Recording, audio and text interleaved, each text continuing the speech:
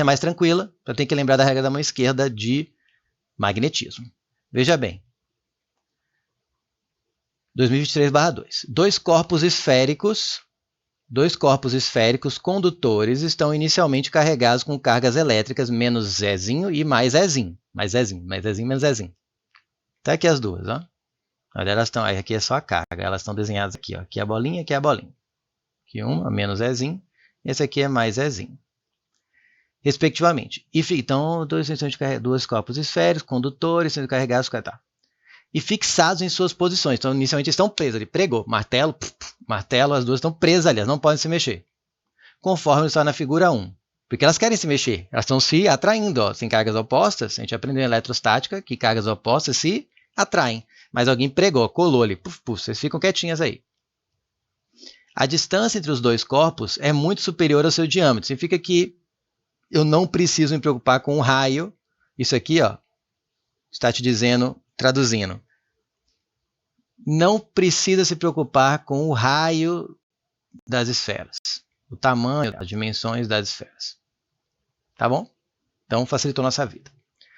São realizadas sequencialmente uma após a outra as seguintes ações. Primeira ação, no instante T1, num certo instante T1, o corpo de carga menos Ezinho é liberado. Opa, agora você, o mais Ezinho fica quieto aí, fixado, mas eu vou liberar. O menos Ezinho você está livre. Eba, estou livre. Quando ele está livre, o que ele vai fazer? Ele vai começar a caminhar em direção ao mais Zezinho. Porque o mais Zezinho está puxando e ele puxando os Zezinhos, então eles se atraem. Então o mais Zezinho vai começar a adquirir uma velocidade para cá, nessa direção e sentido. Está sendo atraído, puxado pelo... É uma atração mútua, né? Mas como ele está preso, ele está solto, é o menos Zezinho que vai em direção ao mais Zezinho. No instante T2, o corpo de carga mais Zezinho é conectado a um aterramento, passando a ter carga total nula. Opa! Então, você liga no aterramento, o que acontece? Ele perde o excesso, na verdade, ele tinha excesso de cargas positivas, tinha falta de carga negativa. Quando você aterra, a Terra fornece, né, elétrons para ele, até que ele fica com carga de 0 coulombs. Ele era mais Zezinho, agora é 0 a carga dele. Zerou. Se zerou, eu ainda tenho atração. Se eu estivesse pensando nas dimensões com raio, eu tenho ainda por indução, né? Quando eu tenho uma carga aqui, uma aqui está neutra e essa aqui está eletrizada negativa, o que ela faz na neutra? Faz com que as cargas negativas desse lado sejam repelidas para o lado oposto. Aqui fica um excesso de cargas positivas e ainda continua havendo uma força de atração. Aqui, como o raio é desprezível, as dimensões são desprezíveis, como as dimensões... ainda tem, eu acho que ele pode considerar, porque o raio, acho que ele falou só para não ficar pensando incluir na distância. Mas ainda vou supor que contém essa indução, até porque se não tiver a indução, não tem mais essa força de atração, essa força de atração vai parar, né? Vou considerar que parou. Como a dimensão é desprezível, eu vou desconsiderar essa atração por indução. Tá? Que não tem como elas irem para um lado e se afastar da positiva, porque o raio, a distância entre os corpos é muito superior aos diâmetros. Tá? Então, a princípio, vamos ver se precisa. Acho que não, vou ter que considerar como se essa força de atração cessasse. Então, ela ganhou uma velocidade para cá, foi acelerada, ganhando uma velocidade para cá, e de repente, porque tem uma força aqui de atração inicialmente entre elas, né, uma força eletrostática, e ela ganhou uma velocidade, foi acelerada até chegar numa certa velocidade, ponto. Aí eu liguei no fio terra, e essa atração cessou porque as dimensões são desprezíveis perto da distância. Então essa força elétrica acaba sendo eliminada depois de um tempo. Ela começa a andar para cá, ganha velocidade, e ela continuaria andando, né? Se você não tivesse mais nada, ela continuaria andando, só que com um MU. Ela não aceleraria mais. O que deixou de existir quando eu liguei no fio terra foi a força, né? Essa força elétrica aqui, ó, deixou de existir, então ela continua apenas com a sua velocidade que ela ganhou até esse momento. Ponto. Agora o que vai acontecer? Num terceiro instante, T3, aplica-se, agora vem a parte de magnetismo propriamente dita, um campo magnético uniforme, Bzão, na região em que os corpos se localizam. E a gente aprendeu em magnetismo, quando você arremessa uma partícula eletrizada num campo magnético uniforme, o que acontece? Surge uma força, presta atenção, surge uma força magnética perpendicular ao movimento, não sei qual é esse campo, né? Não vou nem colocar aqui ainda, porque é o que ele quer. Então ele ligou um campo magnético aqui nessa região. Então nessa região aqui agora tem um campo magnético uniforme, que eu não sei ainda se é para a esquerda, para a direita, se é entrando no papel, se é saindo. Mas eu sei que vai surgir uma força perpendicular à velocidade com que a partícula está. Tá?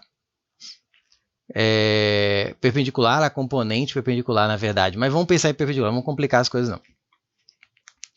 Então, nos instantes posteriores, então assim, aí ligou um campo magnético, eu não vou desenhar ainda aqui nessa região, porque é o que ele quer. Nos instantes posteriores, observa-se que o corpo de carga -E descreve a trajetória curva conforme indicado na figura 2. Está aqui, ó, esse traço preto. Ó. Ele entra no movimento circular. Aí que eu concluo que realmente a velocidade é constante, porque senão ele ia entrar em espiral. Ou ele, na verdade, o raio ia cada vez aumentar.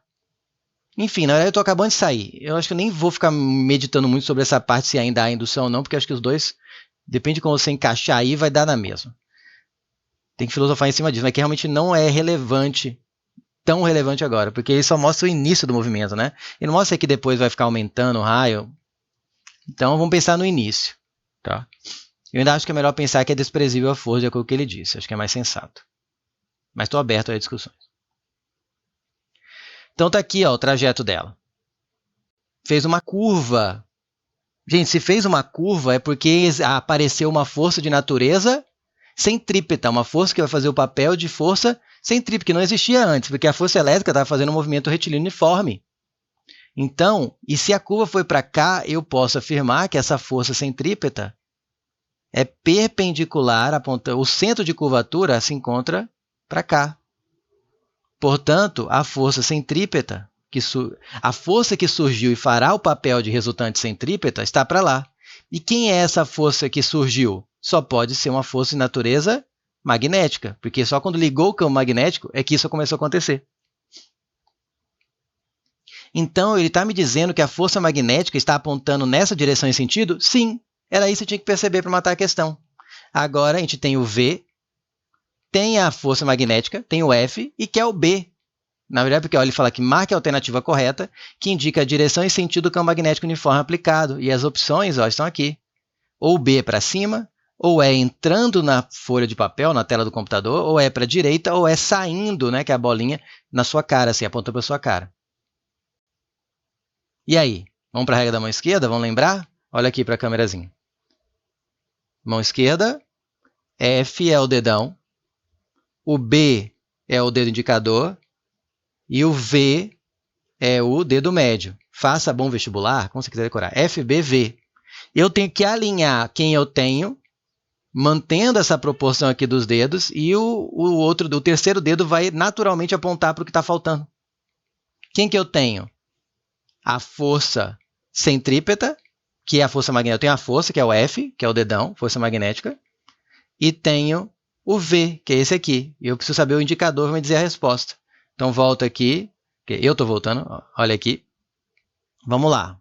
FBV. F está para lá. V, o F é meu dedão, ó, tá para lá. Fica olhando para o seu desenho aí na tela e faz você.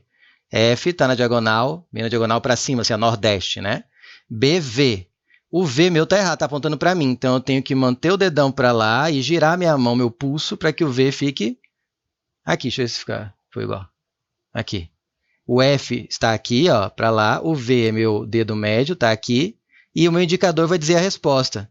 Está entrando no papel. Mas cuidado! Cuidado! Vou escrever para você nunca mais esquecer.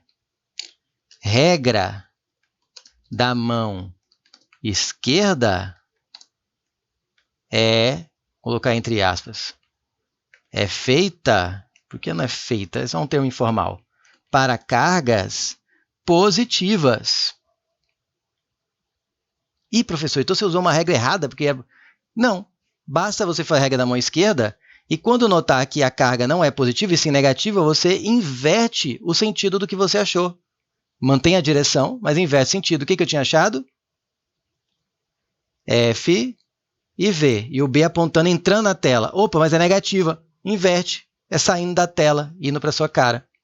Portanto, a resposta é que o B está saindo da tela, indo para sua cara. Pum, em cima de você. E, portanto, eu vou ficar com o gabarito da letra D de dado.